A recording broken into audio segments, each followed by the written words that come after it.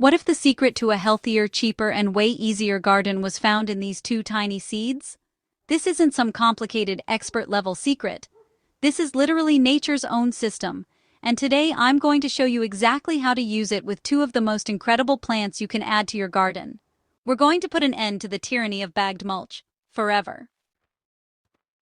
The whole concept is simple. We're going to stop covering our soil with dead stuff and start covering it with living plants, specifically chosen for their speed and soil-building superpowers. Buckwheat is a gardening superhero, and its superpower is speed. It is one of the fastest-growing cover crops on the planet. It can go from a tiny seed to a dense, leafy canopy in as little as 3 to 4 weeks. This lightning-fast growth is its secret weapon. It sprouts in just a few days and quickly forms a thick blanket of leaves that completely shades the soil. Most summer weed seeds don't stand a chance. They never even see the sunlight they need to get started. But buckwheat does more than just stop weeds. It's what's known as a dynamic nutrient accumulator. Its fine, fibrous root system is incredible at scavenging for phosphorus and calcium in the soil, nutrients that are often locked up and unavailable to your other plants. When the buckwheat is cut down, it decomposes rapidly and releases all those goodies in a form your next crop can feast on. It's like a nutrient delivery service you grow yourself. And fun fact, despite its name, it's not a type of wheat. It's actually in the same family as rhubarb. Our second team member, the marathon runner, is Phacelia, also known as lacy Phacelia or purple tansy. If buckwheat is all about speed and power, Phacelia is about finesse. This plant is an absolute champion for building incredible soil structure and calling in an army of beneficial insects. Phacelia grows a bit slower than buckwheat, but its benefits are deep and long-lasting. Its amazing root system works its way down into the soil, breaking up heavy clay and creating thousands of tiny channels. These channels improve drainage in heavy soils and, believe it or not, water retention in sandy soils. When the plant dies, those roots decompose right where they are, leaving behind a perfect network for air, water, and life to move through the soil. And then there are the flowers. Oh, the flowers. Phacelia puts on a stunning display of vibrant purple, bell-shaped flowers that pollinators find absolutely irresistible. It's actually ranked as one of the top 20 honey-producing plants for bees. Your garden will be buzzing with honeybees, bumblebees, and hoverflies. And many of these aren't just pollinators. Hoverfly larvae, for instance, will gobble up aphids, helping to keep pests in check naturally. Together, buckwheat and Phacelia are the perfect 1-2 punch. Buckwheat gives you that quick, aggressive ground cover for summer, and Phacelia follows up with soil conditioning and pollinator-attracting power through the cooler months. Okay, so how do you actually do this? It's shockingly simple. Forget the wheelbarrow, forget the rake. All you need are the seeds and your hands. Part 1. The Summer Sprint with Buckwheat. The best time to sow buckwheat is in late spring or early summer, right after your last frost date has passed. It's perfect for covering a bed where you just harvested spring crops, or a new bed you're getting ready for a fall garden. Step 1. Prep the bed. You don't need to till everything up.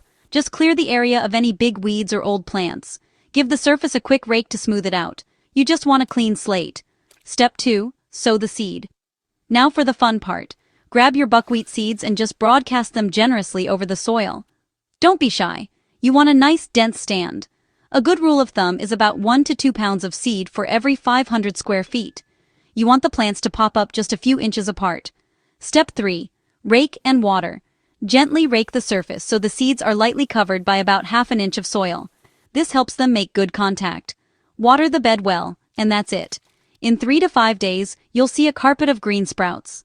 Part 2. Managing the buckwheat and the chop and drop. Now this next part is the most critical step for managing buckwheat. It will grow for about 6 to 8 weeks. You want to let it grow right up until it starts to flower. But, and this is really important, you have to cut it down before those flowers turn into mature seeds. If you let it go to seed, you'll have buckwheat popping up everywhere, and it can become a weed itself. So, about a week or so after you see the first flowers open, take a mower on a high setting, a string trimmer, or even some hedge shears, and cut the whole patch down at the base. Let all of that green leafy material fall right onto the soil surface. This is the famous chop and drop. You've just created a perfect, nutrient-rich, rapidly decomposing layer of free mulch. Part 3. The Autumn Marathon with Phacelia. After you've chopped and dropped your buckwheat, you can plant your fall crops directly into that leafy residue, or you can move on to phase 2 of our living mulch system. Step 1. Sow Phacelia. In late summer or early fall, about 4 to 6 weeks before your first frost is expected, it's Phacelia's turn. Broadcast the seeds directly onto the soil, right into the decaying buckwheat. Rake it in lightly, just like before. Step 2. Let it grow. Phacelia will get established in the cool weather of fall. It's surprisingly cold tolerant and can survive temperatures down into the teens. In many climates, it will just go dormant over the winter and then explode back to life first thing in the spring. Step 3. The spring bloom and chop. Come spring, you'll be rewarded with a breathtaking wave of purple flowers, feeding the first pollinators of the season. And just like with the buckwheat, you have a choice. You can let it flower for a few weeks to make the bees happy, then chop and drop it before you plant your summer vegetables. The decomposing Phacelia will give your soil a massive boost of organic matter to kickstart the season. And that's the entire planting cycle. Simple, right? By the way, if you're finding this guide useful and you're ready to start building better soil with less work, do me a quick favor and hit that subscribe button below. We're all about sharing smart, nature-based solutions just like this one, and I'd love to have you along for the journey. Talk is cheap, right? Let's actually look at the results. This is a bed where I've been using this exact system for 2 years. Let's pull back this top layer of old leaves and stems. Look at this. The soil is dark, almost black. It's moist to the touch, even though we haven't had rain for a week, and it's so crumbly and full of life. This beautiful texture is what gardeners call good tilth. And look, right there, an earthworm, and another one. These guys are the engineers of healthy soil, and seeing them tells you that you have a thriving ecosystem right under your feet. This didn't come from a bag. This is the result of living roots constantly tunneling through the soil, and a continuous supply of organic matter feeding all the microbial life. The soil isn't just covered, it's alive.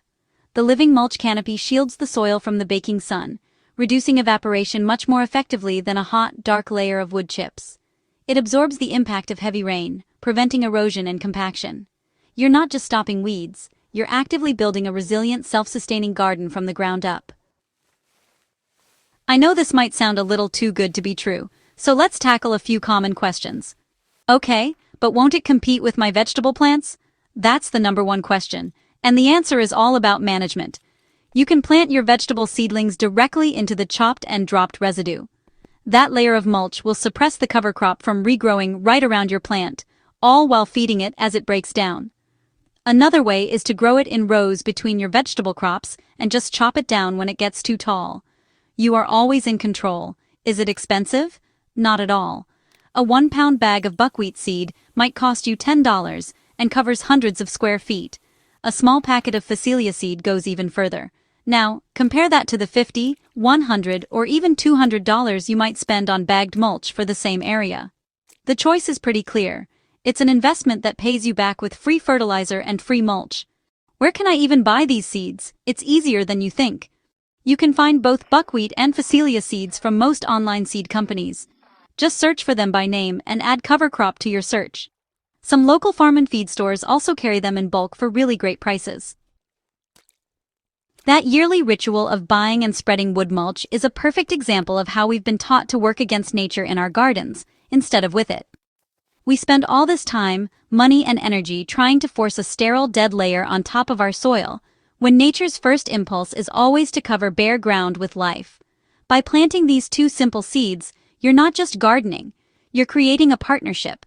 You're building a system that is cheaper, easier, and infinitely better for the long-term health of your soil.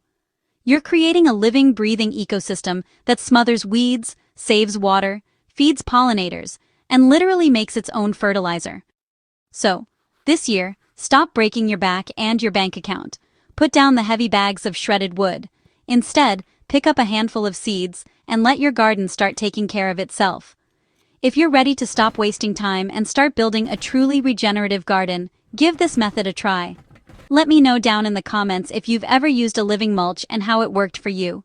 And if you want more tips on how to create a beautiful, productive garden that works with nature, not against it, make sure you subscribe to the channel and hit that bell so you don't miss what's coming next.